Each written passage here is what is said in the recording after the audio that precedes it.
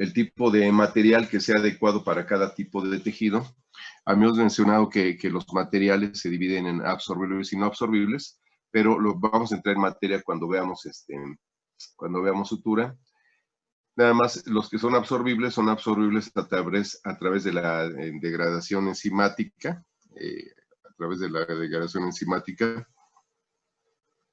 o a través de la digestión celular. Y entonces los tenemos que se absorben por hidrólisis o a través de la fagocitosis de las células. Son absorbibles y no absorbibles cuando por ningún motivo el organismo el contacto con los líquidos corporales de alguna forma o de alguna manera los degrada hasta desaparecerlos, entonces se le llama no absorbibles. Entonces tenemos absorbibles o no absorbibles, dependiendo del tipo de material. Habíamos mencionado que no siempre los materiales de tipo absorbibles se utilizan dentro del organismo. Hay materiales como el acero inoxidable, que ya habíamos visto en técnicas que se utilizan para el reemplazo del ligamento cruzado craneal. Se pueden utilizar. Algunos otros podemos utilizar, como por ejemplo el nylon, ¿no? Los metales, que también se utilizan, como el titanio, el acero inoxidable. El calibre debe ser adecuado, el calibre en que se utiliza para los materiales de sutura va desde el más delgado, que lo vamos a ver también, ahora que estemos en sutura. Y en tejidos internos habíamos mencionado que hay que cortarlos a 1,5 centímetros como norma general para poder recuperar los cabos por una razón, o sea, cuando se corta el material de sutura debe quedar de largo más o menos 1,5 centímetros. Cuando sospechen que pueda haber algún problema de hemorragia, sobre todo en algunos vasos que llevan mucha presión sanguínea, sobre todo todos aquellos que vienen de la aorta caudal, entonces deben de dejar los cabos larguitos con la finalidad de poder recuperar los muñones que hacen ustedes al momento que retiran algún órgano, que se interviene en algún órgano. Aunque también está de que el dejar los cabos demasiado largos pueden ser motivo de procesos de adherencia. Por eso hay que evitar que se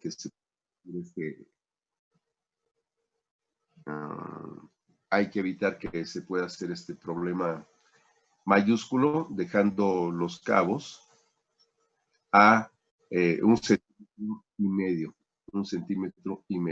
Bien. Cuando estamos utilizando suturas externas, como por ejemplo los puntos en la piel, hay que dejar los cabos largos y los puntos flojos. Ya habíamos mencionado que los cabos largos, para que nosotros, después de 2 semanas, que es el tiempo normal en que se deben de quitar los puntos en la piel, en las cirugías de la cavidad abdominal, podamos nosotros tomar los cabitos de sutura y podamos recortar los cabos de sutura. Permítanme un segundo, dejen a la sala de espera. Somos 14 y ya está la doctora Leslie con nosotros desde tempranito. Entonces, buenos días, doctora. Buenos días, muy buenos días.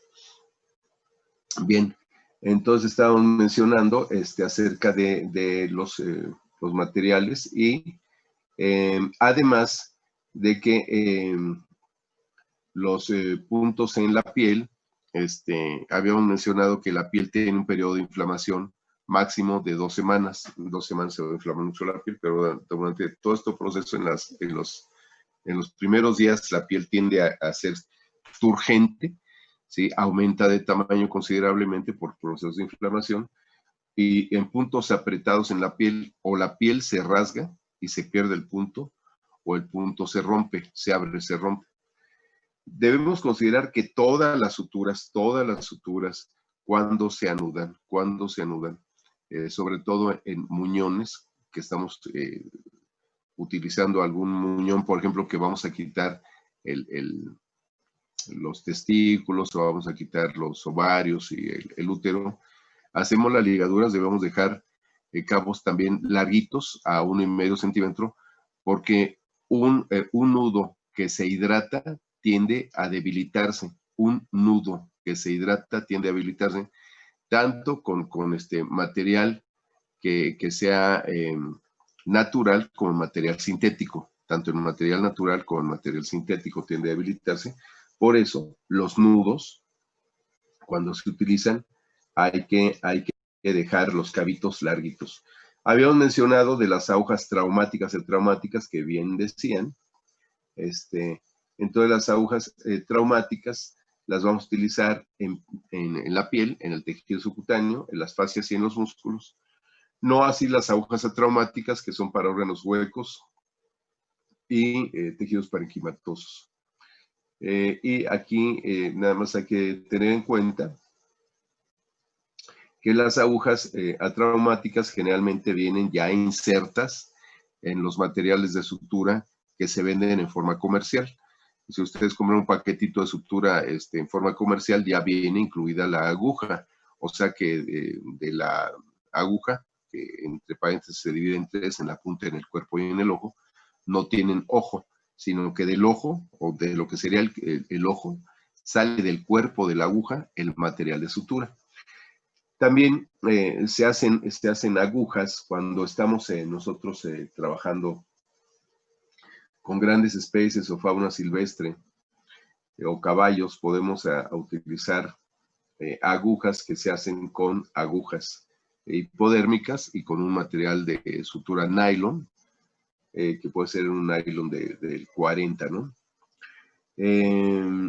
Cuando estamos ligando vasos debemos apretar fuertemente, y ya habíamos mencionado cómo vencer la presión hidrostática.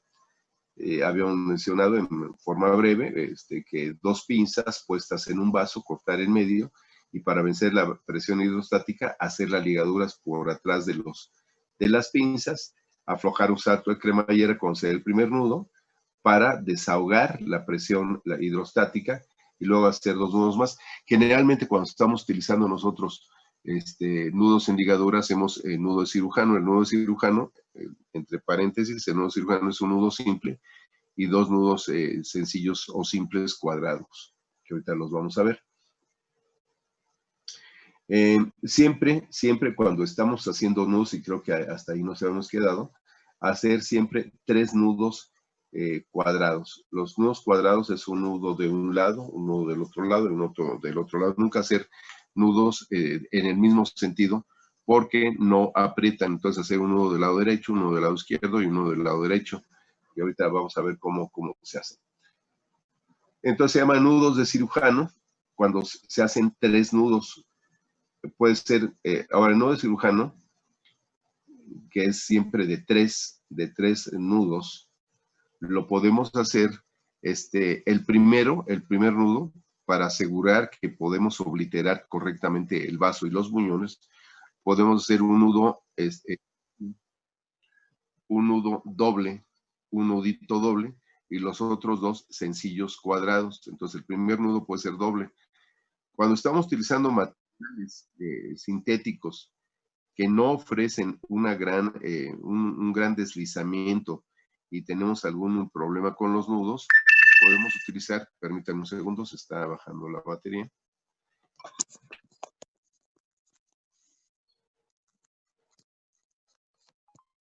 Podemos utilizar, cuando no estamos utilizando nudos, con material de sutura, sobre todo el material de sutura sintético. Cuando estamos utilizando material de sutura sintético, lo que hacemos nosotros para tener una resistencia, no tanto en los muñones. Ahorita les vamos a mencionar en los muñones cuáles son los materiales preferidos. Pero cuando estamos utilizando suturas para el tejido subcuticular, estamos haciendo suturas en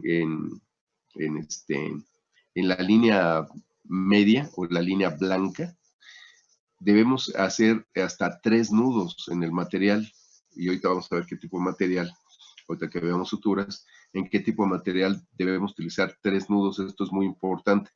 No todos los materiales son iguales, como más adelante lo vamos a ver. Entonces, en este caso vamos a hacer esto, ¿no? Ahora, cuando son suturas continuas, ahora ya es muy común, le estoy hablando de 20 años para acá, 15, 20 años para acá, 15 años para acá, se han hecho muy populares las suturas continuas en la piel, y no porque no hayan sido populares, son populares, pero en los años 60, 70, 80 y 90,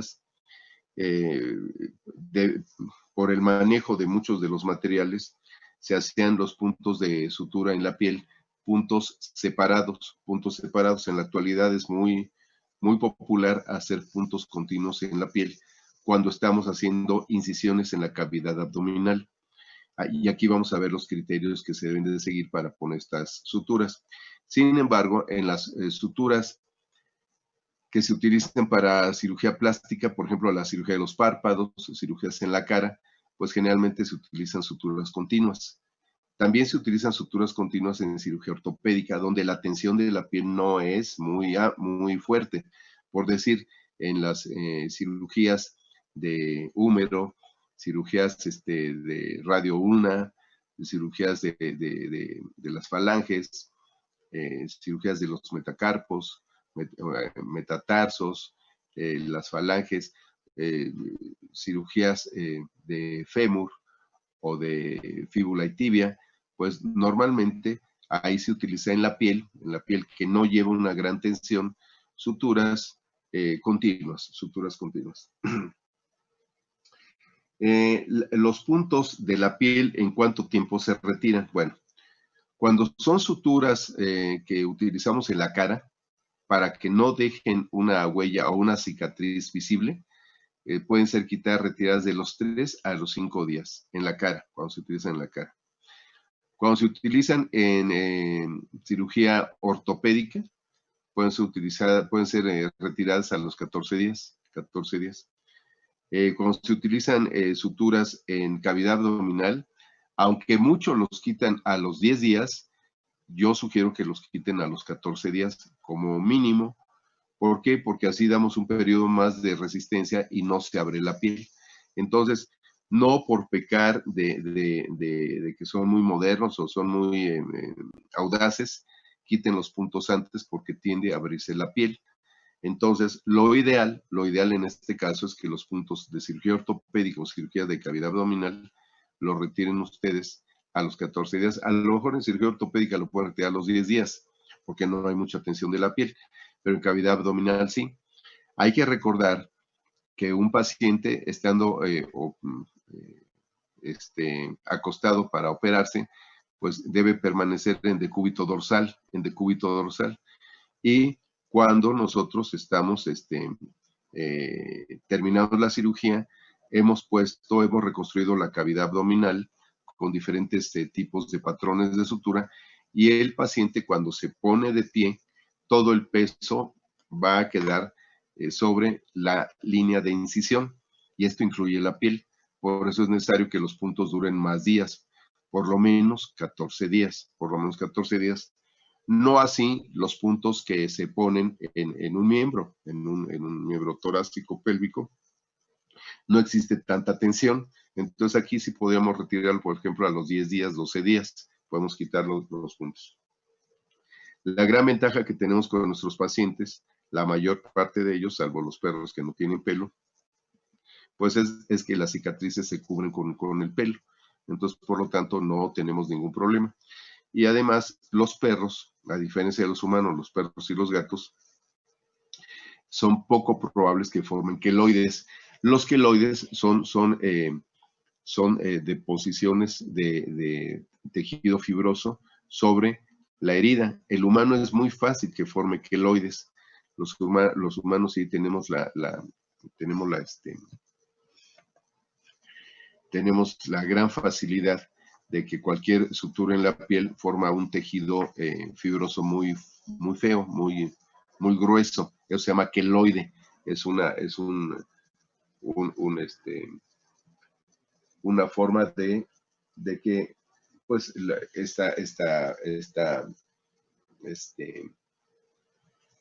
esta cicatriz pues quede fea, ¿no? Quede mal. Bien, entonces ya habíamos visto esto. Déjenme ver qué más. Material de sutura, muy bien. ¿Alguna duda hasta ahorita de lo que hemos visto? No, doctor. Bueno, entonces, con esto... Doctor, Sí, tengo una Elisa. duda. ¿Qué pasaba cuando se hidrataban los nudos? Sí, miren, se acuerdan que la cavidad abdominal, intracavidad o abdominal o torácica, o abajo de la piel, existe una gran cantidad de líquidos.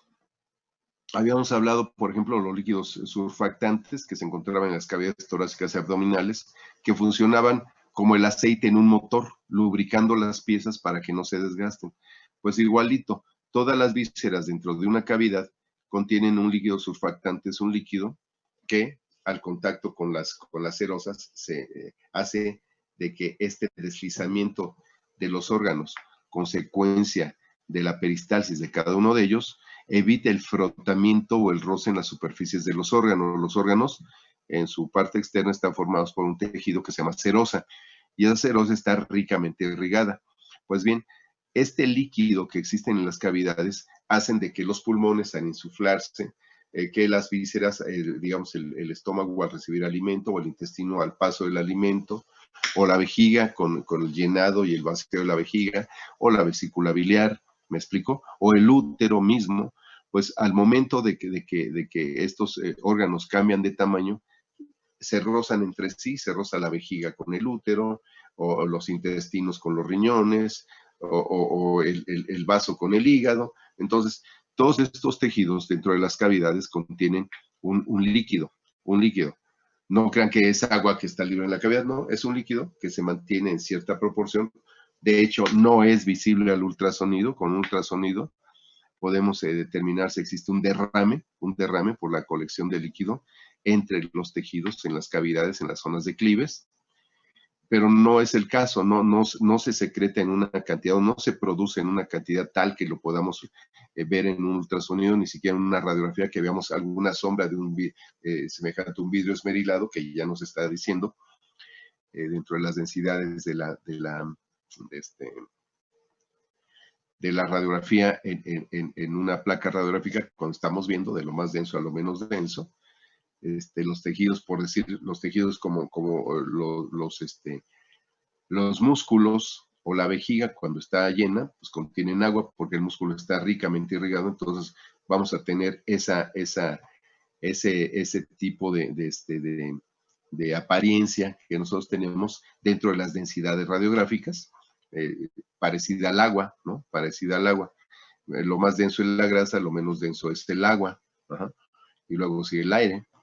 Entonces, podríamos tener a través o de la radiografía una colección de líquido, por ejemplo, en una ascitis. En una ascitis podemos tener colección de líquido en un hidrotórax, ¿no? Pero cuando son pequeñas cantidades, las podemos detectar ya más finamente a través de un ultrasonido, de ver si existe algún derrame. Pues bien, este líquido surfactante no se encuentra en esa cantidad, no es detectable aún con el ultrasonido. Este líquido permite el rozamiento de estos órganos. Como los órganos dentro de la cavidad no están secos, porque si no se produciría este roce, tienen líquido, los materiales de sutura que pongamos nosotros que van intracavidad, aunque sean absorbibles, se van a mojar a través de este líquido, porque este líquido se sigue produciendo, se produce toda la vida. Este líquido va a hidratar las fibras del material de sutura y es lo que pasaría, hagan un nudo en cualquier material, en una agujeta o en un mecate. Si lo dejan mucho tiempo en un líquido, esas fibras se hidratan, se hinchan, y al hincharse con el paso de los días y de las semanas, se va deshaciendo o se va abriendo ese nudo, ¿me explico? No siempre queda apretado de por vida. Y acuérdense que los materiales de sutura absorbibles se pierden mediante dos procesos, o hidrólisis o digestión enzimática, o digestión por fagocitosis. Entonces, esos materiales de sutura se pierden. Por eso los materiales de sutura, que más adelante vamos a ver, tienen una permanencia dentro del cuerpo, ¿me explico? Entonces, en el caso de los nudos, pues nosotros debemos considerar que hay que poner cabitos largos para recuperar los puntos, las ligaduras que pongamos en los muñones, en los vasos, ¿de acuerdo? Por eso les menciono que los puntos, cuando se cortan intracavidad, por lo menos que sea 1,5 centímetros, para que pueda recuperar el punto por un lado y por el otro lado, para que la acción de estos líquidos, al tener en contacto con el material de sutura, aunque se hidraten, el número de días que sean, se logre que a través de la permanencia de este nudo en la cavidad sea lo suficientemente larga para que permita la cicatrización de ese muñón y no sangre los vasos, sobre todo los vasos arteriales de la aorta caudal. ¿Sí quedó claro? Y gracias. Bueno, no, al contrario, todo lo que tengan ustedes de duda, con muchísimo gusto lo vamos a ir aclarando. Bien, con esto vamos a dejar en paz o finalizado el manejo delicado de los tejidos, que de paso ya habíamos dicho que es un principio básico debido a quién dice que el manejo delicado de los tejidos debe ser un principio. ¿Se acuerdan quién fue el doctor?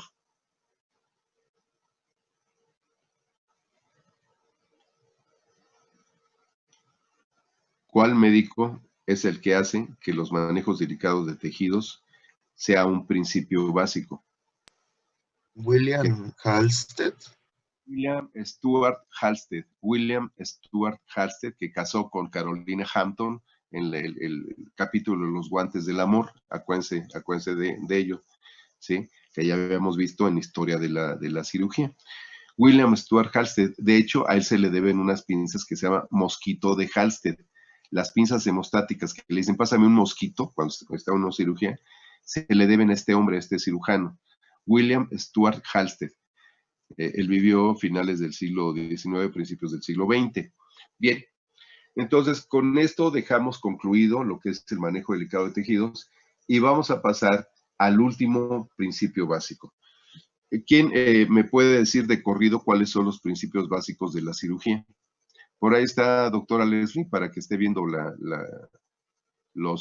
permítanme, no me cuelguen, por favor, déjenme ver. Somos de participantes, somos 15, lo cual es bastante bueno. Por ahí me imagino que estamos bien. Sí, doctor. Nada más para que vaya viendo quiénes están interviniendo y con eso. Ajá, sí. Igual bien. les decía la vez pasada que aquí están las manitas y el sí y no y así para ir Muy bien. contestando. Brian está levantando la mano. Adelante, Brian. Ujú. Ah, sí, para mencionar los principios básicos. También Adelante. Alejandra. Y Alejandra, los dos, a ver, primero Brian, luego Alejandra. Adelante, Brian. ¿Quiere que mencione dos y que Alejandra mencione los otros o menciono todos o Primero, ¿cuántos principios son? 5? De corridito. Órale. Asepsia, anestesia, incisión, disección, hemostasis, manejo delicado de tejidos y suturas. Bien, Brian, perfecto. 10. Alejandra.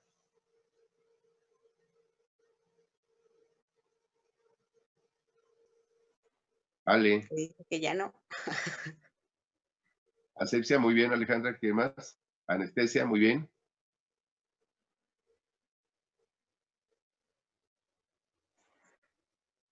Manejo delicado de los tejidos, muy bien.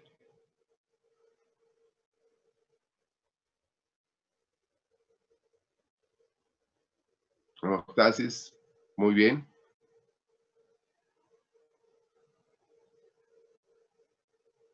¿Cuál más?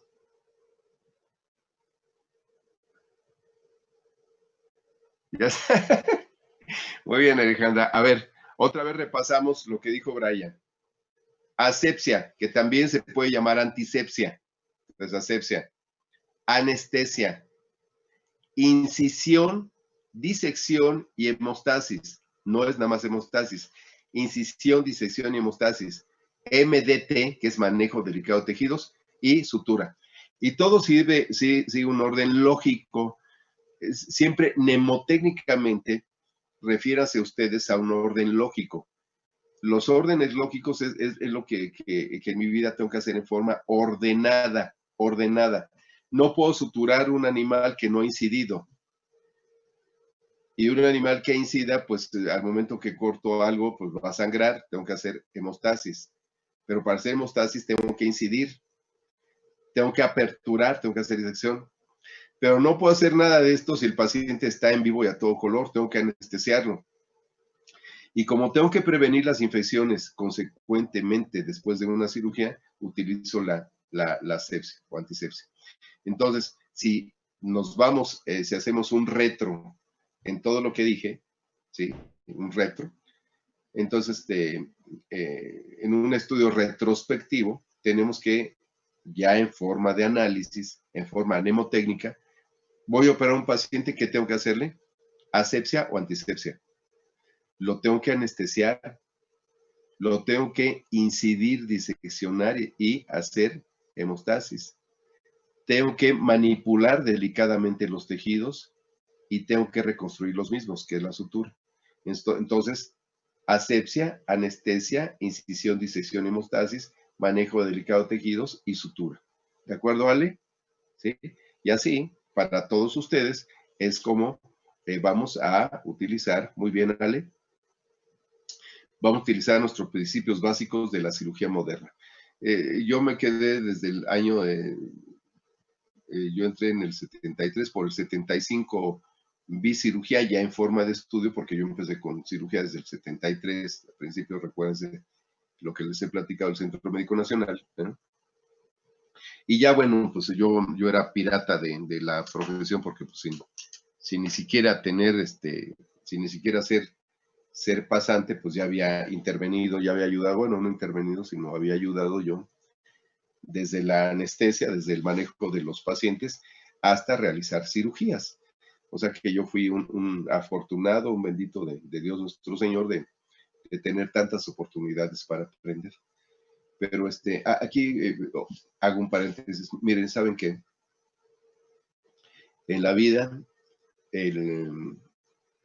las oportunidades que se dan no se dan muchas veces, se dan muy poquitas, muy poquitas. Y esas oportunidades nosotros tenemos que ver si las tomamos o no. Es como cuando llegamos al metro y se pasó el convoy, porque no llegamos a tiempo o bien porque había mucha gente, no nos preparamos para eso. Entonces, las oportunidades son muy poquitas y la suerte no existe. La suerte no existe.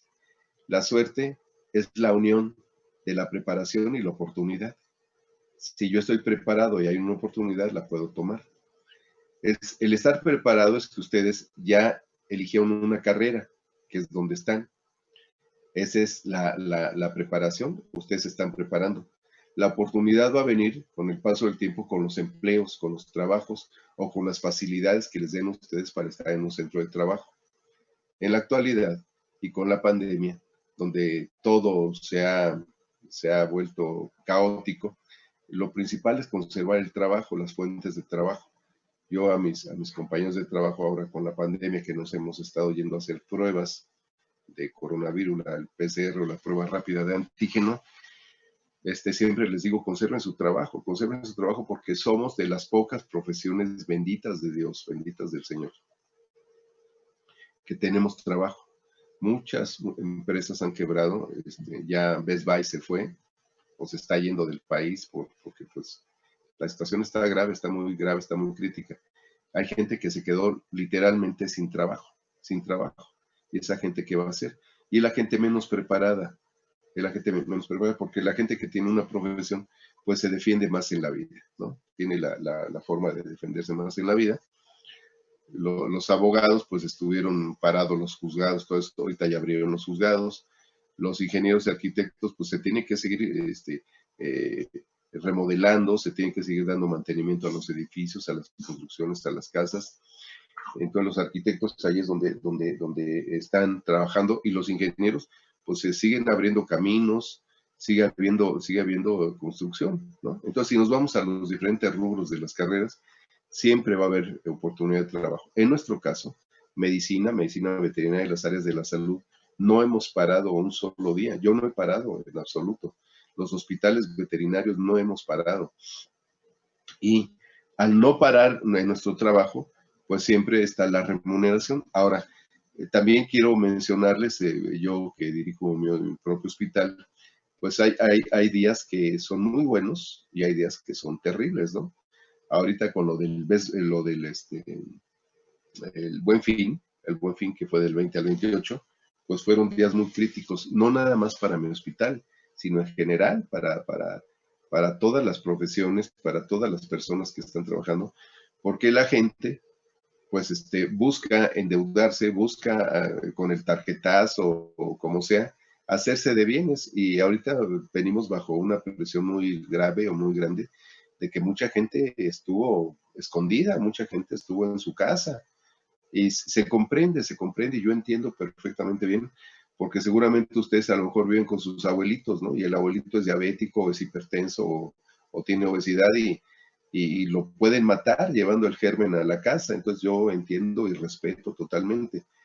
Sin embargo, los que tenemos la necesidad de trabajar, yo tengo necesidad de trabajar porque depende de mí mucha gente, depende de la nómina que se paga, pues debe generar, todo el personal del hospital debe generar su propio recurso, pero la administración del recurso, para que sean esos dineros bien implementados en cada uno de los rubros, tanto de nómina como de gastos fijos y gastos variables, pues los tiene que hacer una persona. Esa persona es el administrador, es la cabeza del hospital, la cabeza de mi hospital soy yo. Entonces, les digo todo esto porque cuando se libere un poquito más esto, cuando llegue la vacuna o cuando tengamos la posibilidad de salir, pues busquen ustedes dónde incrustarse en el campo de trabajo, porque no va a ser muy fácil que ustedes salgan, tengan un título y digan, ya tengo el título, es más, tengo la especialidad. Mi trabajo vale tanto. No funciona así, no funciona así. Ustedes deben de incrustarse en el área de trabajo desde antier. Yo empecé antes de la carrera porque tuve esa facilidad y tuve esa, no puedo decir suerte porque yo busqué dónde estar. Yo antes de entrar a la carrera, como eran muchos meses de estar de flojo, pues busqué dónde incrustarme, anduve moviéndome. El que no habla, Dios no lo oye, el que no se mueve, pues no hace nada, ¿no?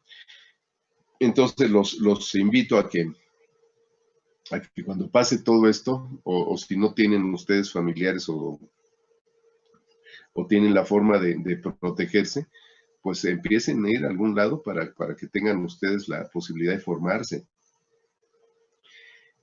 Una vez que salen a la calle, la competencia es dura.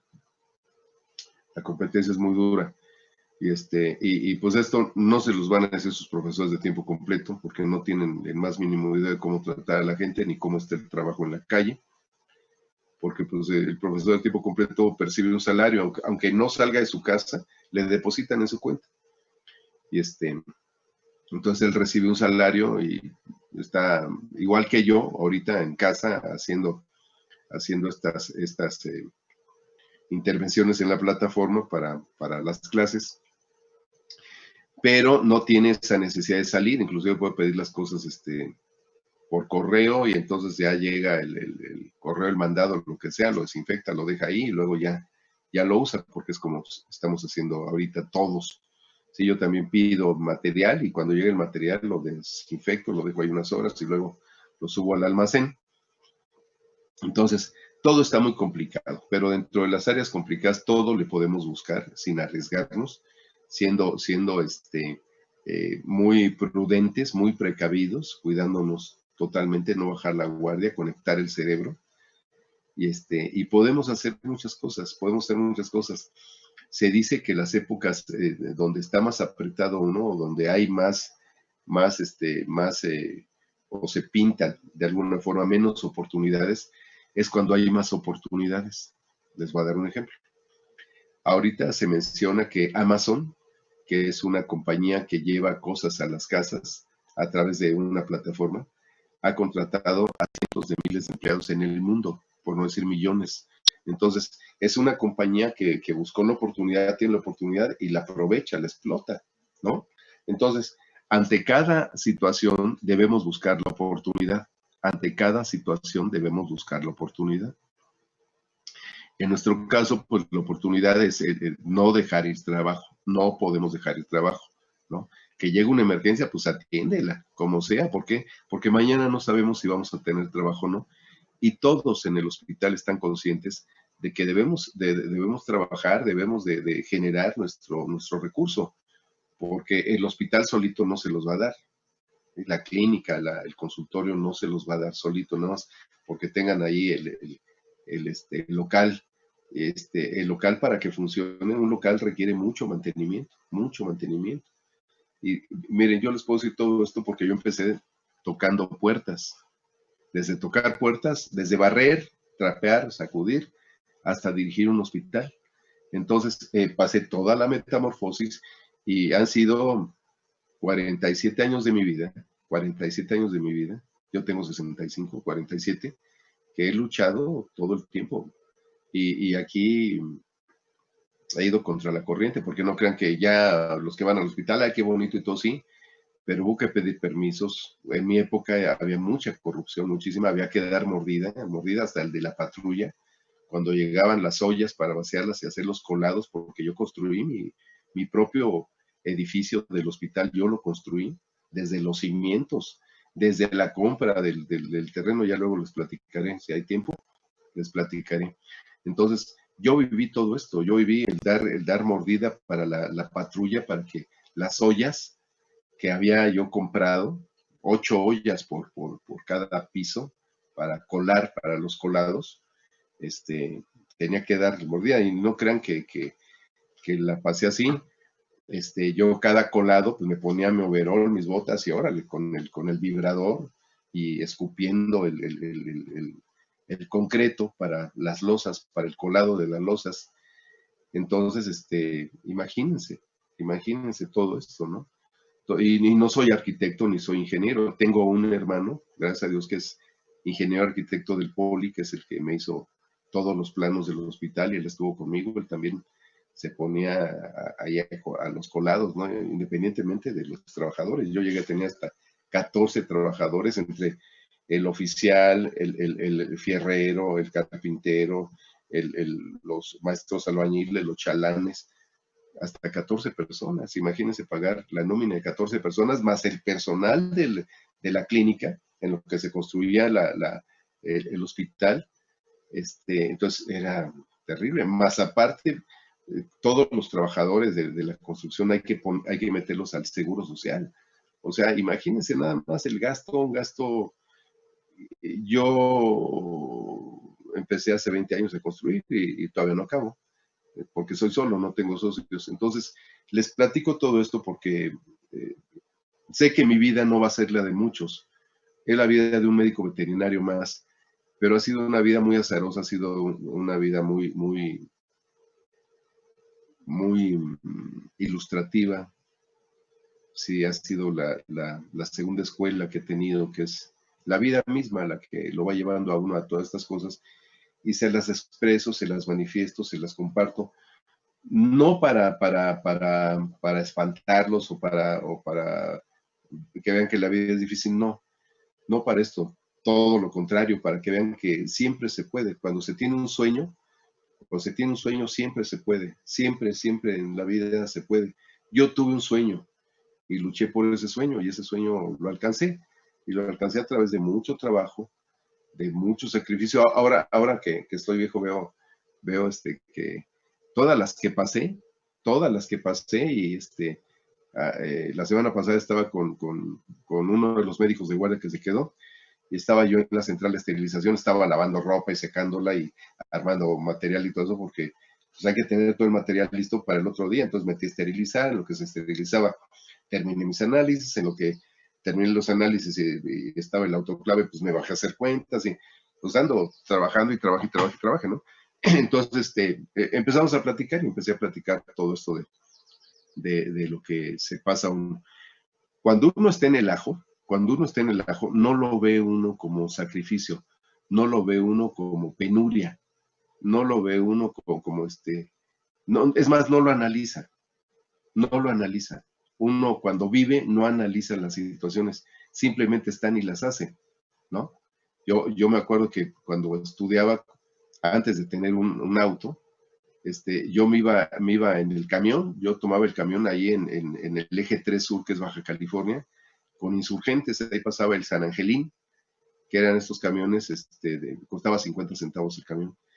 Entonces, el camión se paraba una cuadra o media cuadra antes, porque iba atiborrado de alumnos que tomaban el camión y llegaban hasta la ciudad universitaria. Entonces ahí corríamos y nos pepenábamos ahí. Yo me acuerdo que muchas veces del espejo del camión, y con un pie en el espejo y con otro pie en la defensa, y órale.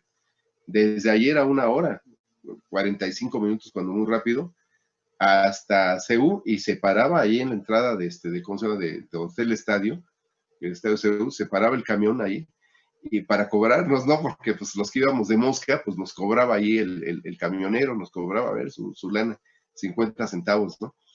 Pero pues yo llegaba literalmente con las manos congeladas, ¿no? Congeladas. Y así fueron muchos años, muchos años. Entonces, pero uno como es joven, pues con el ánimo de llegar a la escuela, de aprender, de cursar por la obligación, la responsabilidad, ¿no? Y se le hace uno una rutina, y uno debe ser preciso, exacto. Debemos tener una disciplina, debemos de disciplinarnos. Entonces, cuando pasa el tiempo y ustedes van teniendo más edad, se dan cuenta de lo que han hecho en su vida, y se dan cuenta que ahora sí, teniendo una edad, desmenuzan su vida y dicen, sí, pues fue mucho sacrificio. La verdad fue mucho sacrificio, mucho sufrimiento, eh, muchas cosas que si hay oportunidad les voy a platicar, con la finalidad de sensibilizarlos, de decirles que todo se puede, y en la peor calamidad que exista o situación, siempre hay una oportunidad, siempre hay una oportunidad, siempre hay una oportunidad. Las personas audaces, las personas visionarias, siempre andan buscando. ¿Y saben quién lo hace? ¿Saben quién hace todo esto? La persona que necesita, la persona que necesita, la persona que no necesita, la persona que lo tiene todo en su casa, ¿sí? Tiene un techo, tiene comida, tiene dinero, le pagan todo, sus papás los apapachan y todo. Las personas que no tienen necesidad son las personas que no buscan. Fíjense lo que es la vida, ¿sí? Yo tengo, y no porque lo he vivido yo de carne propia, sino que además lo tengo con mis propios compañeros de trabajo. Las personas que más aprenden son las personas que menos tienen. Fíjense, las personas que más aprenden son las personas que menos tienen. Están como esponjitas. Todo lo que cae en sus manos, todo lo que ven a otros hacer, pero así lo pescan en el aire las pescan y lo replican, ¿sí? Yo cuando empecé a dar mis consultas a domicilio, pues tuve que hacerme de un vocabulario, de una jerga para hablar coloquialmente con el dueño y no perder mi lenguaje médico, porque uno ve muchos estratos de clientes. Y con el devenir del tiempo y el avanzar del tiempo, cuando hacía mis consultas a domicilio, caminando, ya luego en coche, etcétera, que fui sufriendo esa metamorfosis, con el paso del tiempo, se da uno cuenta de que todas estas experiencias que ustedes van teniendo y que los van llevando de la mano, va a llegar un momento que volteen ustedes y se van a dar cuenta de todo lo que hicieron. Entonces, van a empezar a analizar su vida. Y lo más importante es esto, mire, les voy a decir ya para empezar con sutura. Pero esto es importante.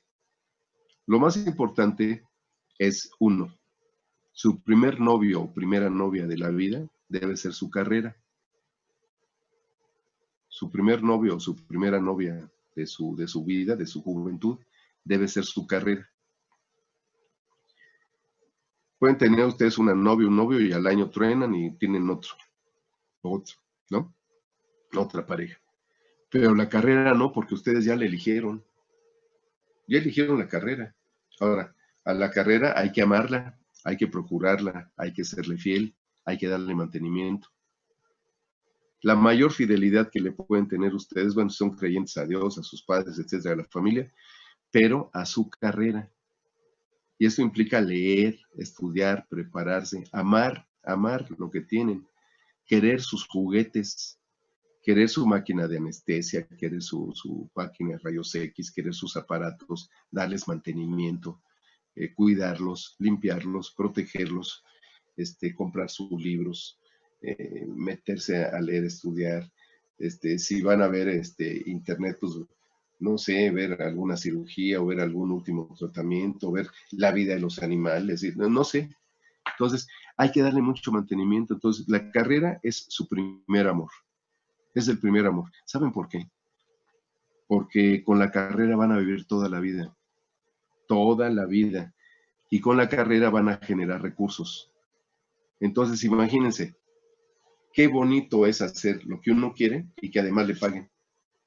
¿No es maravilloso? Que hago lo que me gusta. Nadie me forza. Como ustedes que están ahorita aquí conmigo. Están por gusto. Porque si ciertamente el señor director, que pues entre paréntesis, pues no es muy popular entre los alumnos, por lo que sea, por eso se hizo el paro, pues para congraciarse, dice, nos ha dicho a nosotros, ahí está la doctora Leslie, que debemos ser muy consecuentes y tratarlos con algodones y todo, y yo estoy de acuerdo, porque al final todos somos compañeros. Ahora me tocó a mí estar enseñando, pero yo he tenido alumnos que he tomado clase con ellos, ¿no? Ahí está el doctor El Amarillo, el doctor Pepetón, y hay varios que han sido mis alumnos, la doctora Elizabeth Morales en patología, el doctor Ansaldúa en anatomía, y varios exalumnos que he tenido, el doctor Cuetos, no el grande Ricardo Cuetos, sino Santiago Cuetos fue mi alumno. En fin, entonces aquí a veces nos toca estar aquí y a veces nos toca estar del otro lado. Entonces, por eso es muy importante que primero amen su profesión, ámenla, amen su profesión, comprométanse hasta el tuétano, sin importar. Yo tuve muchos detractores empezando desde mi familia, ¿eh? A mí me corrieron de mi casa, me corrió mi padre. Entonces, ámenlo, crean en lo que están haciendo, que no los denosten, que no los humillen, que no los minimicen, que no los hagan sentir menos. Nuestra profesión es hermosa. Si el médico humano cura enfermedades en los humanos y el psicólogo psiquiatra cura las enfermedades de la mente, el médico veterinario es el médico de la vida, así de ese tamaño. Entonces, nuestra profesión es hermosa. Y si aparte de amarla y hacer las cosas sin esperar remuneración, el dinero, jóvenes, es consecuencia de lo que ustedes hagan con amor. El dinero es la consecuencia de lo que ustedes hagan con amor. Ese es el dinero. Nunca esperen de un trabajo ir por el dinero porque se prostituyen. Nunca lo hagan. Nunca lo hagan. Cuando ustedes vayan a un trabajo, aunque no les paguen y estén aprende, van a llegar un momento o que sean necesarios para esa empresa y los contraten, o que salgan de esa empresa con un conocimiento y brinquen una mayor. ¿Me explico? Entonces, nunca vayan por el dinero. El que se prostituye por dinero, siempre cualquier cosa se le va a hacer poco. Cualquier cosa se le va a hacer poco. La riqueza es acumulativa a través del trabajo de muchos años, pero es una riqueza sólida. Va a ser no etérea, no efímera, es una riqueza sólida. Ustedes han visto que muchos de los compañeros que se asocian, 3, 4 años, truenan, porque por lo mismo no tenemos esta idea, ¿no? De hecho, por ahí en el eje Lázaro Cárdenas es muy curioso, existe en Víctor Hugo el eje Lázaro Cárdenas, hay una clínica que fue solita, una clínica, es un edificio que tiene unos locales abajo, y hace muchos años, por los años 80s, eran 3 médicos y se asociaron, luego se pelearon. Entonces, en el mismo edificio donde están los locales, se dividieron y hay 2 médicos, hay 2 clínicas de diferentes dueños, porque se pelearon, uno pegado con la otra, ¿no? Esto es de risa, pero así es. Entonces, lo importante es eso, bien. Bien, se los dije esto para que ustedes tengan una idea de cómo está la situación. Vamos a ver entonces el último principio básico de la cirugía moderna. Y ya habíamos manejado los órganos, ya todo, y no los vamos a dejar así, los vamos a reconstruir. Entonces, el quinto y último principio básico de la cirugía moderna es la sutura, es la sutura. Y nos vamos a ir como siempre, acuérdense que debemos de conocer la historia para saber cómo la vamos a utilizar. Los pueblos que no conocen su historia están condenados a repetirla. Y en este caso, más que repetirla, conocerla, debemos de conocer, porque es muy común que tomen un paquetito de sutura, lo abran y no sepan qué es lo que hay detrás. Entonces, ¿qué es lo que hay detrás? 400 años antes de Cristo, se menciona en los antecedentes históricos, los textos egipcios reportan 48 casos donde se utilizaron suturas, 400 años antes de Cristo. Sin embargo, por ahí hay una película de Mel Gibson que se llama Apocalipto. ¿Ya la vieron? Esta película se llama Apocalipto. No sé si la vieron. Sí. Ah, ok. Muy bien, Angélica. Muy bien. Bien, Elizabeth. Bien, Anita. Eunice. Muy bien. Eli. Muy bien, Eli. Bien. Ilse. No, bueno. Brian. Ana. Bueno. Esta película, véanla. El autor se llama Mel Gibson, que es el productor, y bueno, él él la dirigió más bien. Hay unas películas de Mel Gibson, que yo conocí a Mel Gibson cuando hizo las películas de Mad Max, que es una trilogía, es Mad Max, y Mad Max 1, Mad Max 2 y Mad Max 3, que habla del futuro, ¿no? Cuando nos quedemos casi sin los hidrocarburos. Véanla, por cierto, también está muy buena, se llama Mad Max. Son películas de acción muy buenas, ¿no? Futuristas. Bien, pues Mel Gibson viene a México y hace una película que se llama Apocalipto, donde, pues de una forma, donde los historiadores no les gustó mucho la película, en realidad está muy hollywoodesca, pero vaya, se remonta a la época de los aztecas, y ahí uno de los indígenas que se hiere la piel, se abre la piel, es suturado con unas tenazas de hormigas gigantes. Entonces con la piel se abre, toma una hormiga gigante, la mata, le quita las tenazas y las tenazas las aprieta en la piel y con eso se sutura.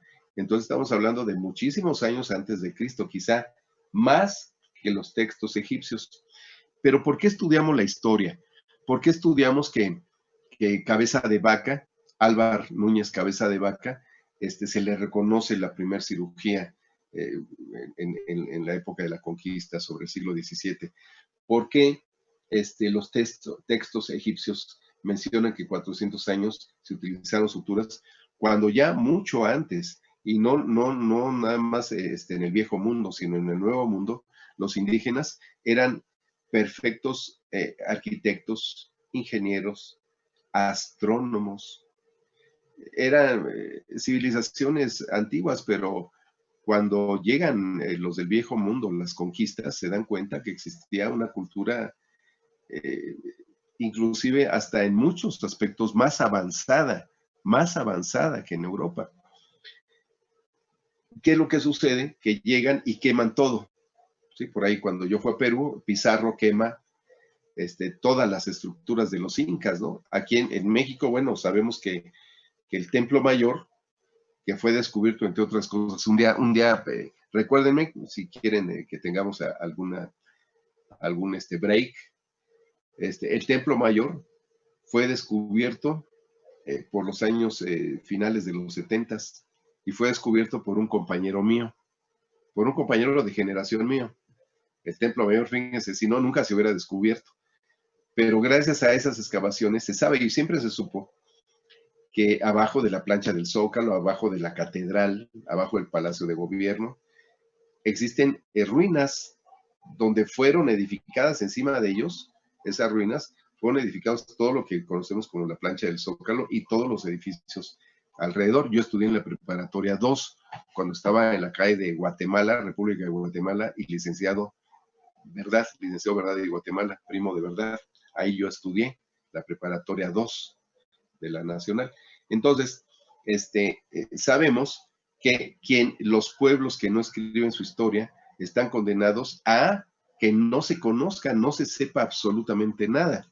Sin embargo, sabemos que los pueblos indígenas, los pueblos originarios, que son antes de 400 años antes de Cristo, ya utilizaban muchas cosas, hacían trepanaciones, hacían pequeñas cirugías, tenían objetos como el jade, o la obsidiana para cortar tejidos. Entonces, se utilizaban muchas herramientas de aquella época con fines quirúrgicos, pero no se hablaba de cirugía como tal. Había médicos, había chamanes, en fin, existían muchas castas, existían muchas personas que se dedicaban a diferentes oficios. Entonces podemos considerar que no nada más 400 años antes los textos egipcios reportan el uso de las suturas. Para el siglo I antes de Cristo, el médico Celsus reporta el uso de suturas y ligaduras. Para el siglo II después de Cristo, Galeno recomendaba el hilo de seda para suturar. Y sin embargo, ya épocas después, por decir después de Cristo, ¿no? En Arabia, que fue uno de los pueblos más desarrollados, así como ahorita una de las potencias es Estados Unidos, Rusia y China, pues algunas de las potencias de aquellas épocas, estamos hablando del siglo 3, 4 después de Cristo, los árabes eran un pueblo muy avanzado para su época, utilizaban hilos para que se degradaran y que provenían de origen animal. Y fue el inicio de lo que conocemos ahora con el nombre de catgut. Ellos utilizaban los hilos de intestino de borregos obtenidos por desecación solar. Los desecaban, ya que estaba seco, los trenzaban y hacían el hilo, hacían la hebra, y con eso entonces hacían sus cirugías. Para el siglo XVI, un famoso médico francés que se llamaba Ambrosio Paré recomienda ligar vasos sanguíneos como método hemostático. Recuérdense que una de las formas en las cuales ha habido un desarrollo tecnológico brutal ha sido por la premura de fabricar lo que se tiene en la actualidad. Mucho ha sido desarrollado en la guerra, en las guerras, debido a que el humano o muere o vive, tiene que ser se hipertrofia hasta en la mente para pensar cómo matar a los otros, entonces desarrolla tecnología para la muerte y demás, pero también para sus heridos de guerra. Entonces, gracias a las guerras, muchos de los cirujanos se vieron necesitados de emplear nuevas técnicas para el manejo de sus pacientes. Dentro de ellos, Ambrosio Paré, en las guerras napoleónicas, ¿no? Del siglo XVI, utiliza hilos para ligar exclusivamente los paquetes sanguíneos. No fue sino hasta el siglo XIX cuando un doctor norteamericano, que era el doctor Philip Physics, desarrolla el catgut. El catgut es un material obtenido de las reses, de los intestinos de las reses, y entonces desarrolla el catgut ya en una forma profesional, una forma estéril, ¿no? Y se da cuenta que este catgut utilizado en muchas de las cirugías se absorbe por digestión enzimática, se absorbe. Sin embargo, hay otro médico también que es el padre de la asepsia. ¿Quién me dice quién es el padre de la asepsia?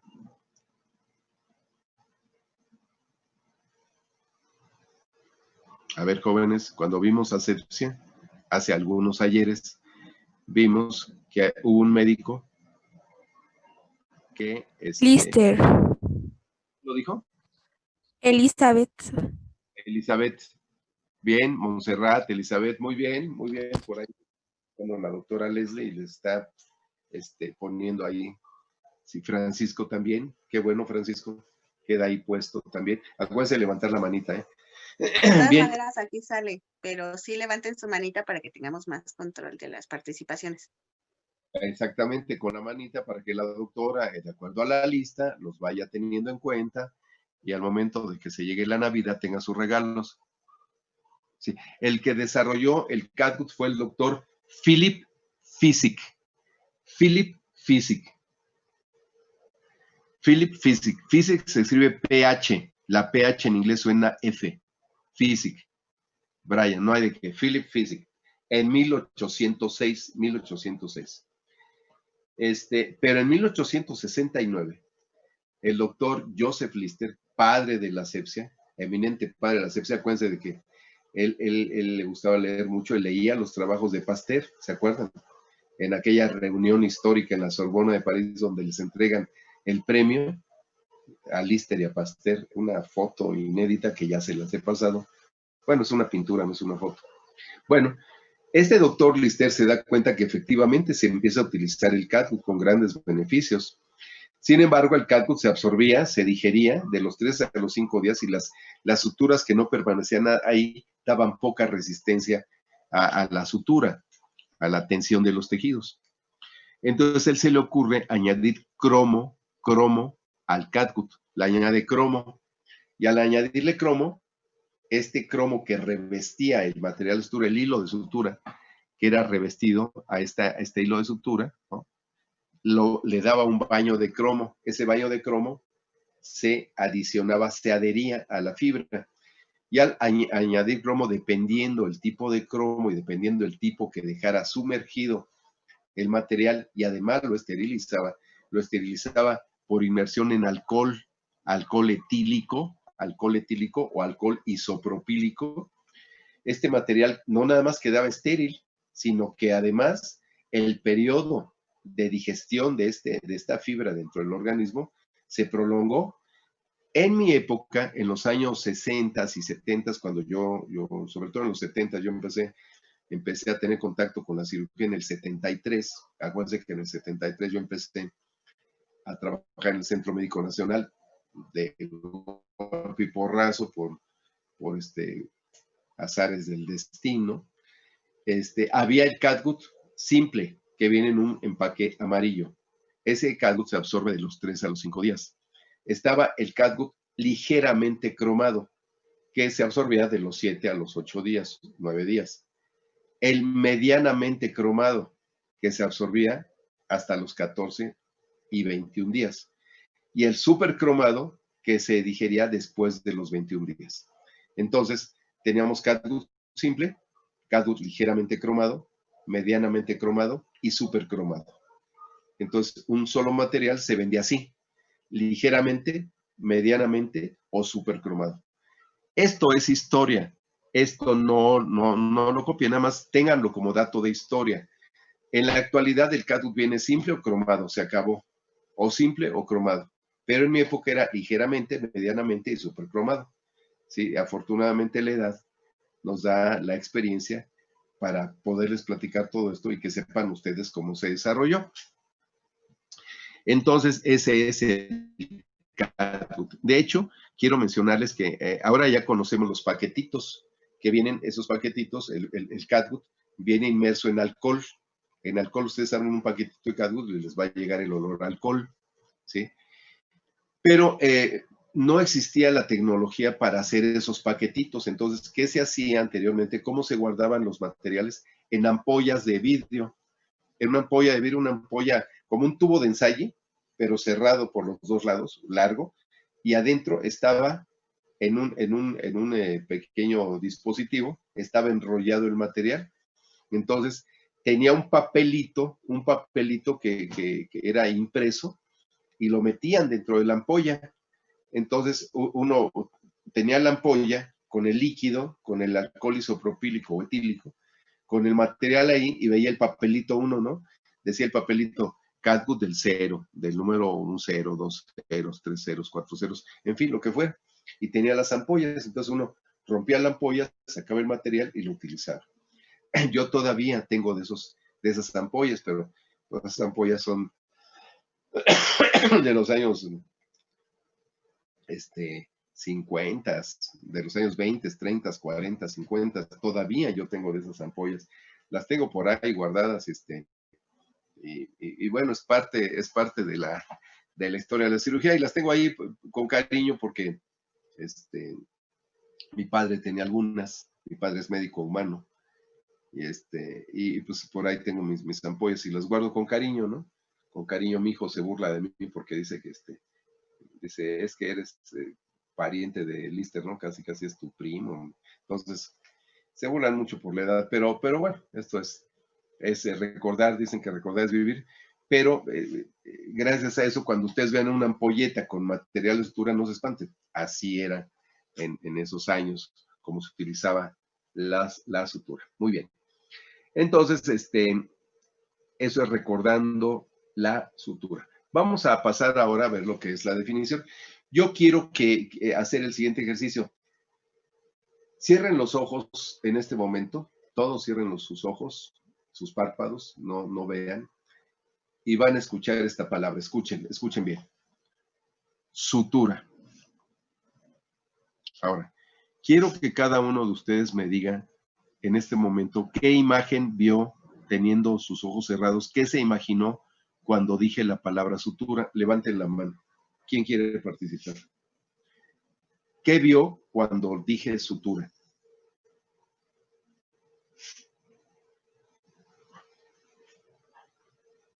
Sin pena. Un hilo, Ana Laura. Muy bien, muy bien. Aguja e hilo, Mario. Muy bien.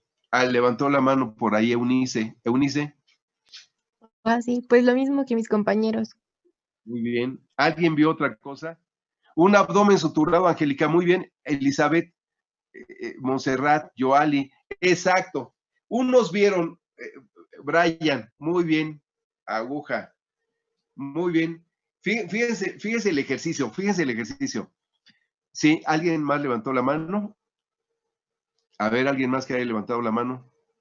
Eunice, díganos. Sí, Eunice, aquí escucho. No, ya era lo mismo. Fíjense bien el ejercicio. Cuando dije sutura, unos dijeron hilo, otros dijeron hilo y aguja, y otros dijeron un médico suturando, una piel unida por un hilo. Zaira, muy bien de Zaira. ¿Saben qué? ¿Vieron la aguja? Muy bien, Ilse. También pusieron ahí el patrón, doctor. Exactamente, un patrón de sutura, como dijo la doctora Leslie. O sea, unos se imaginaron el hilo y otros se imaginaron una sutura, un patrón de sutura. Aquí vamos a ver qué es separadamente el hilo y qué es el patrón de sutura. ¿De acuerdo? Es lo que vimos. Vamos a definir la sutura porque viene del latín sutura, el mismo latín suere, que quiere decir coser. Viene del latín sutura, de suere, que quiere decir coser. ¿Dónde van a ver esta definición? En San Google. Abren Google y meten sutura, definición en latín, o en su diccionario terminológico de ciencias médicas, Salvat, que ya se los he enseñado, ¿sí? Ahí lo van a ver. Cuando ustedes ya más adelante den una clase, den una conferencia, si quieren ser docentes, así como la doctora y yo, que estamos enamorados de lo que hacemos, enamorados de estar con ustedes, enamorados de poder transmitir. Siempre váyanse al origen. Cuando ustedes en una conferencia se van al origen de las cosas, su exposición es brutal, es magnífica, es buenísima, es buenísima. Entonces, para poder comprender hay que saber el término, hay que saber lo que significa, ¿sí? Entonces, el término sutura viene del latín sutura, a la vez viene de suere, que quiere decir coser. ¿Qué es la sutura? Es el procedimiento manual e instrumental para unir con hilo los tejidos incididos, ya sea en forma accidental o preconcebida. ¿De acuerdo? Repito, ¿qué es sutura? Sutura es el conjunto de procedimientos manuales e instrumentales para unir con hilo los tejidos que han sido incididos en forma accidental o mediante un plan preconcebido. Esa es la sutura. porque no necesariamente la sutura va a ser una cirugía. A lo mejor viene un paciente que se pasó abajo a un lado de un coche y con la placa se llevó la piel, ¿no? O a lo mejor un herido con arma blanca. Tienen que unir lo que fue herido o fue incidido en forma accidental o bien a través de un procedimiento preconcebido. Recordando, y aquí vamos a recordar qué es la técnica quirúrgica. Recuérdense la definición de técnica quirúrgica, rama de la medicina que se encarga de estudiar los procedimientos a través de los cuales los tejidos vivos van a ser incididos y reconstruidos bajo un plan preconcebido. Ahí la sutura, bajo un plan preconcebido y con preparación para la terapéutica quirúrgica. Eso viene en el libro del maestro Alfonso Alexander Hernández. Bien. Entonces, repitiendo, sutura, que viene del latín suere, que quiere decir coser, es un conjunto de procedimientos manuales e instrumentales, porque utilizó las pinzas de mosquito, utilizó el portaagujas, utilizó las pinzas de disección. Entonces, procedimientos manuales e instrumentales a través de los cuales voy a unir con un hilo, los tejidos incididos previamente de forma o accidental o bajo un plan preconcebido. ¿De acuerdo? Eso es sutura. Y todavía la sutura, pues no me dice nada, ¿verdad? Habla de un hilo y habla de procedimientos. Entonces vamos a diferenciar ahora.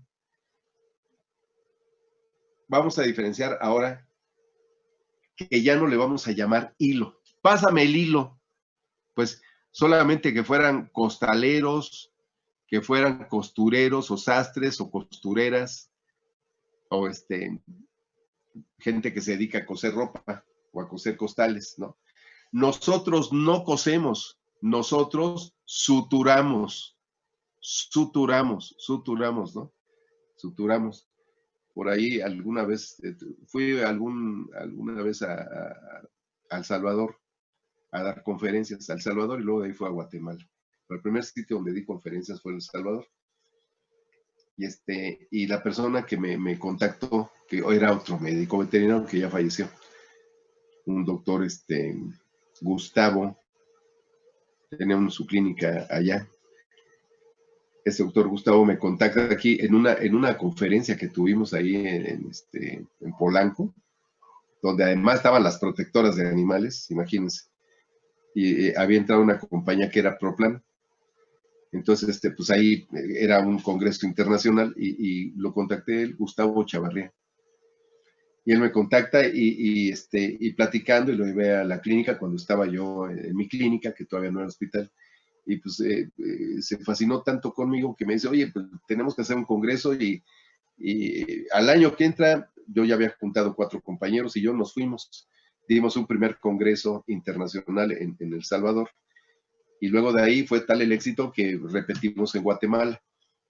Pero les digo todo esto porque en ese congreso, pues había compañeros médicos veterinarios medio sangroncitos, que pues el médico veterinario mexicano pues siempre iba con una preparación muy buena, ¿no? A los congresos. Entonces a mí me tocó dar la parte de cirugía. Otro médico, que fue el doctor Pancho Álvarez Cámara, dio dermatología y gastroenterología.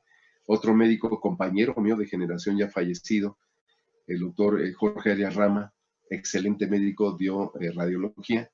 Y otro médico que en representación del doctor Gustavo Adolfo, que no pudo ir, era el doctor Agustín Álvarez Trillo, extraordinario médico, lo quiero mucho, un médico que ha trabajado en todo, estuvo un tiempo en Zacango, fue director del herpetario en Zacango, y ahora trabaja con un compañero mío que es el doctor Reynoso, ahí en Toluca, y íbamos nosotros 4, y yo di la parte de cirugía. Entonces me acuerdo que me pidieron que hiciera una plastía en unas orejas que no se habían parado de un Doberman. Entonces, su quirófano muy bonito, con máquina anestesia y todo. Entonces estaba dando yo, bueno, había un médico que durante todo el tiempo que di la teoría me estuvo enchinchando. No, doctor, que sus fotografías están muy malas. Así, bueno, porque llevé carruseles, no había lo que existe ahorita. Mis clases eran de carruseles, ¿no? Y diapositivas, así se daban las clases. Entonces yo cuando me fui, pues ahí iba con mi tambache de carruseles, ¿no? Fue muy simpático. Entonces, bueno, todo el tiempo se le pasó enchinchando en la teoría, ¿no? En la sala de conferencias. Cuando llegamos a la práctica, pues todos estaban en las periqueras alrededor, no sé, eran como 40 médicos los que estaban ahí alrededor y yo estaba operando. Y entonces, pues empecé a operar y las orejas y con los tensores, todo eso ya se levantaban las orejas muy bonitas, un eran con orejas muy largas. Entonces, por ahí escucho un Barbaján, el médico ¿no? Barbaján, me dice, oye, ¿y con qué coses? Pero así se oyó, ¿no? Oye, ¿y con qué coses? Yo ni supe quién era. Todos sabían, pues todos lo vieron, pero yo estaba concentrado en lo que estaba haciendo. Entonces me volteo buscando el sonido y le digo, nosotros no cosemos, nosotros suturamos. Oh, dale. Toda la audiencia se le fue encima, se burlaron de él. Bueno, fue la comidilla durante el resto del Congreso, no lo bajaban de naco, así de una gente sin preparación, ¿no? La venganza es dulce, la mía también, ¿no? Bueno, no fue venganza. Pero les digo todo esto porque nosotros no cosemos, nosotros suturamos. Pues yo les pido, por favor, que los alumnos del doctor Rangel no vayan a decir algún día, oiga, doctor, ¿y cómo lo coso? No vayan a decir eso. No, es un barbarismo. No lo digan. Nosotros suturamos. O ya en su defecto, si no se acuerdan de sutura, ¿con qué lo reconstruyo, doctor? Bueno, es prácticamente un sinónimo de sutura, pero lo correcto es decir sutura. Bien. Entonces, cuando hicimos el ejercicio de decir sutura, algunos vieron un patrón, otros vieron una aguja, otros vieron un hilo, otros vieron un médico haciendo un patrón de sutura. Bien, vamos a dividir los conceptos. Sutura. El hilo no es hilo. Ahora lo vamos a llamar material de sutura. Material de sutura. Y la forma de hacer una sutura lo vamos a llamar patrón de sutura. Entonces, decir sutura, tenemos que separar, ahora ya lo sabemos, ya lo tenemos en la mente, vamos a separar el hilo que se va a llamar ahora material de sutura. Cuando en una cirugía decimos, pásame material de sutura, el segundo ayudante o circulante debe saber que es un hilo, pero no le vamos a decir hilo, le vamos a decir material de sutura. Y dependerá lo que esté yo suturando o reconstruyendo para saber qué tipo de material me va a pasar. Si es absorbible, si no es absorbible, de qué calibre, etcétera, etcétera, etcétera. Bien. En cuanto a los materiales de sutura, los vamos a clasificarlo de acuerdo al nombre. Nombre del material de sutura. Catgut, Vicryl, Dexon, Betafil, Mercilene, Dacron, PGA, Monocril. Ese es el nombre. Por el nombre los conoceréis, así se decía en la Biblia, ¿sí? Si yo les digo políticos corruptos y ladrones, pues me estoy imaginando el prismo, el panismo y los del PRD y mucho partido político. ¿Me explico? Corruptos y ladrones, vendepatrias, ¿no? Entonces, si yo digo catgut, me estoy refiriendo a un material de sutura. Si yo digo nylon, me estoy refiriendo a un material de sutura. ¿Me explico? Por el nombre, por el nombre. Luego se va a clasificar por el nombre, luego por el calibre. ¿Qué es el calibre? Es el grosor. Es el grosor que nosotros vamos a tener en un material de sutura. Y cuando hablamos nosotros de grosor, hablamos entonces de calibre. Entonces, el calibre de una sutura va a estar dado a través de calibre tan delgadito, tan delgadito, que solamente es posible trabajar con un microscopio, bajo un microscopio estereoscópico. Un microscopio estereoscópico. Yo trabajé con microscopio estereoscópico, de hecho tomamos cursos de microcirugía hace uno o 2 años con el doctor Fernando Viniegra, que es un queridísimo hermano mío de profesión, lo quiero mucho al doctor Viniegra, él fue director del Bioterio y cirugía experimental del 20 de noviembre, ya está retirado, fue profesor de Cuautitlán, daba cirugía y daba zootecnia de perros y es juez de la Federación Canófila igual que yo. Y puede ser tan delgadito el material como 10 ceros. Un 10 ceros no lo ven, es como un cabello, como un cabellito, ¿sí? Es un poquito más delgadito. Vuela en el aire. Entonces, se trabaja con el microscopio y ustedes van a manejar las pinzas desde lejos, ¿no? Se necesita una gran habilidad para estar en el manejo de esto y se acaban mucho los ojos. Se acaban muchísimo los ojos. Entonces, los que les guste cirugía experimental, hasta 10 ceros, y tan grueso que ya parece un mecate, ¿verdad? Un mecatote, así un mecate grueso, como del número 8, del número 8. Un número 8 lo utilizamos para, prácticamente, yo no lo utilizo, es casi como una cinta umbilical, lo estamos utilizando quizá para grandes especies o animales de zoológico, trabajar ¿cómo se llama? En el campo, ¿no? ¿Cuáles son los materiales más usados en fauna silvestre y pequeñas especies? Que es a lo que yo me dedico. Yo no les puedo hablar de lo que no me dedique. Sí, sería poco ético. No hay grados de ética, no sería ético. En pequeñas especies, sí. Uso de botones. Ah, sí. El uso de botones. Déjeme ver el chat, permítanme un segundito. Chat. Sí, por ahí, Eli me dice el uso de botones para otohematomas, si se utiliza comúnmente para eso o para otra cosa así. Sí, Eli.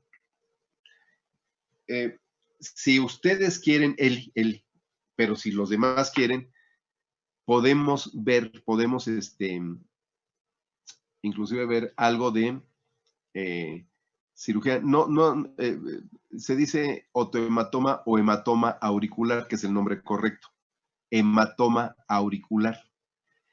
Y si quieren, si ustedes gustan, y así lo quieren, y la audiencia lo pide, podemos ver de dónde viene el hematoma auricular. Podemos ver cómo tratarlo, cómo prevenirlo, y cómo tratarlo médicamente y quirúrgicamente, si ustedes quieren. Y el uso de los botones, y no nada más botones, sino tarjetas de crédito o cartón, se han utilizado, y hasta las suturas en U, para corregir el hematoma auricular, ¿sí? Lo podemos ver, pero ya deciden ustedes deciden. Ok, Eli, si se juntan Eunice, Yoali, lo vemos con muchísimo gusto y mucho cariño. Les voy a enseñar cómo se corrige. No es tema de la clase, pero lo podemos ver. Si les parece, con muchísimo gusto lo hacemos. Tendré que sacar mis carruseles y lo vemos con muchísimo gusto, con mucho gusto y mucho cariño. ¿Cómo no, Brian? Ahí. Ok. Bien, pues vamos a continuar. Entonces, en las pequeñas especies, en fauna silvestre, ¿qué se utiliza? Se utiliza el calibre más común y corriente que van a utilizar ustedes, es el 2 ceros. El 2 ceros. Es el calibre más común y corriente que van a utilizar. El 2 ceros se puede decir que es un calibre que van a utilizar en cualquier tamaño de perro. Ahorita les digo para qué. Y se puede utilizar también del número 10 en perros grandes, perros arriba de los 30 kilos, 25, 28, 30 kilos, calibre 10. Van a utilizar el calibre 3 ceros en perros de 6, 8 kilos, en gatos se utiliza mucho, en hurones, el calibre 3 ceros. Y vamos a utilizar el calibre 4 ceros, que es delgadito, de 4 hasta 5 ceros, para cirugía oftalmológica. El 4 ceros lo pueden utilizar ustedes para el cierre de la uretra, extrapelviana o al hueso, que es peniana, pero es anterior al hueso del pene. Vamos a utilizar este tipo de calibres para hacer las uretrostomías en el gato, o uretrotomía en el perro. Los tejidos internos, por decir una vejiga en un gatito o en un cachorro, un 3 ceros es lo adecuado. Para intestino, para enterotomías o enteroanastomosis, un 3 ceros es adecuado. En animales muy pequeñitos, un 4 ceros. Entonces va a depender. Pero cuando estoy suturando la línea blanca, el calibre ideal sería un 2 ceros. En animales muy pequeñitos de 3, 4, 5 kilos, no más de 5 kilos, un 3 ceros es adecuado.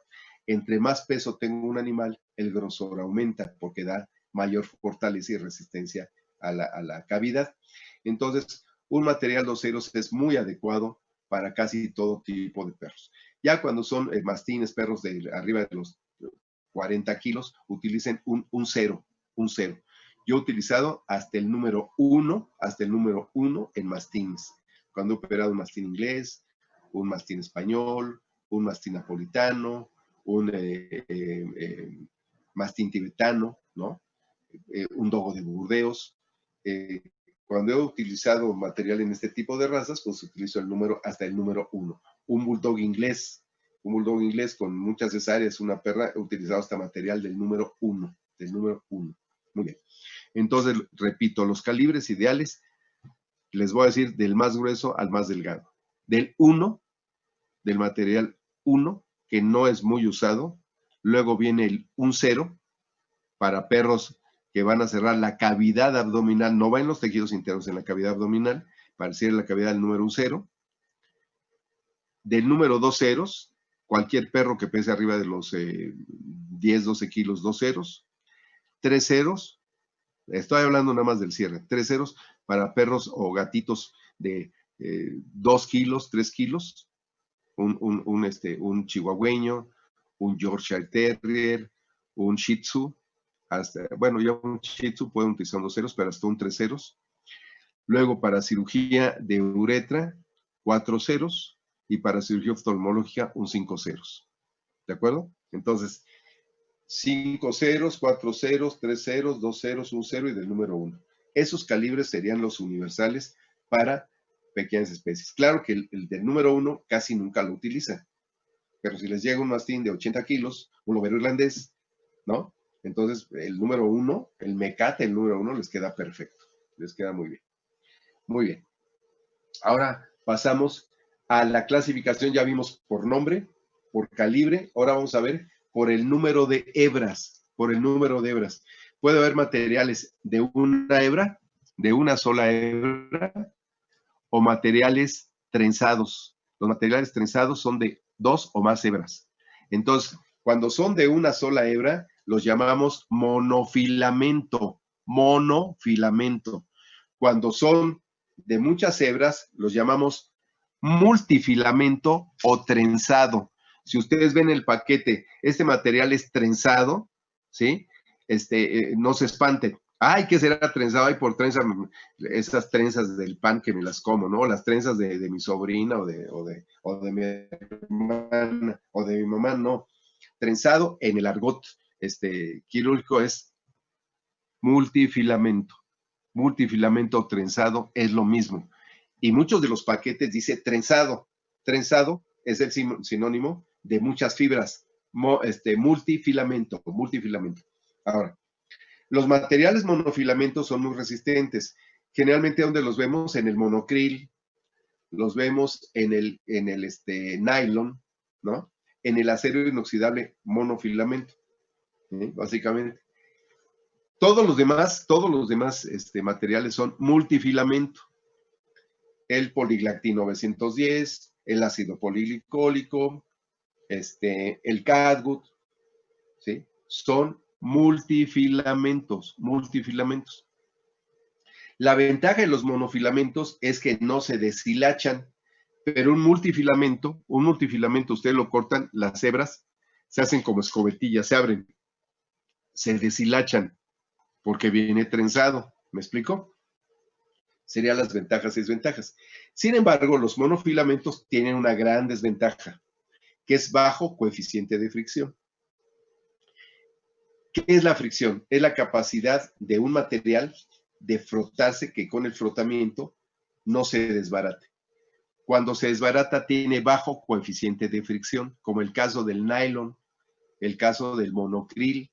El nylon y el monocril fácilmente se desbaratan porque son de un solo filamento, son monofilamentosos, unifilamentosos, de un solo filamento. No se dice unifilamento, se dice monofilamento.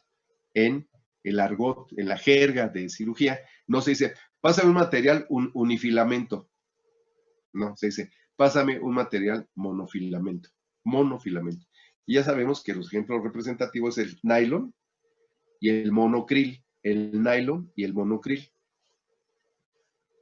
Hay otros materiales que ya han desaparecido que no tiene caso, pero dentro de ellos, los materiales estaba el maxón, que era polibutéster, el maxón, que venía de una sola hebra, ya desapareció, y en su lugar fue reemplazado por el monocril. Bien, entonces tenemos el monofilamento y el multifilamento. Ahora, por el tipo, si hablamos por el tipo, son absorbibles y no absorbibles. Absorbibles y no absorbibles. Los absorbibles se digieren a través de digestión enzimática o por hidrólisis o por fagocitosis. Por eso se digieren y se llaman absorbibles. No absorbibles cuando ninguno de estos dos factores, la hidrólisis o la fagocitosis, se llevan a cabo en ese material. Entonces, el material que es inerte porque no causa un rechazo en el cuerpo, y cuando veamos metales lo van a entender mejor, es no absorbible. Una de las características de ser no absorbible es que debe ser inerte, para que el cuerpo no lo rechace. ¿Sí? Dentro de ello, todas las fibras sintéticas inertes, como en el caso del nylon, que es una amida, si han ido al museo del Universum, cuando entran a la sala de química, por ahí está una amida que se está fabricando, es el nylon, es una poliamida. Entonces está fabricando, es un material inerte, se ve cómo se fabrica el nylon a través de estos procedimientos químicos. Bien, ahora, todos los materiales los vamos a ver en vivo y a todo color. Tienen una clasificación, todos los materiales tienen una clasificación que me gustaría que les voy a pasar el cuadro y las vamos a ir explicando una por una. Entonces vamos a pasarles el cuadro. Déjenme desconectar. Este es el cuadro.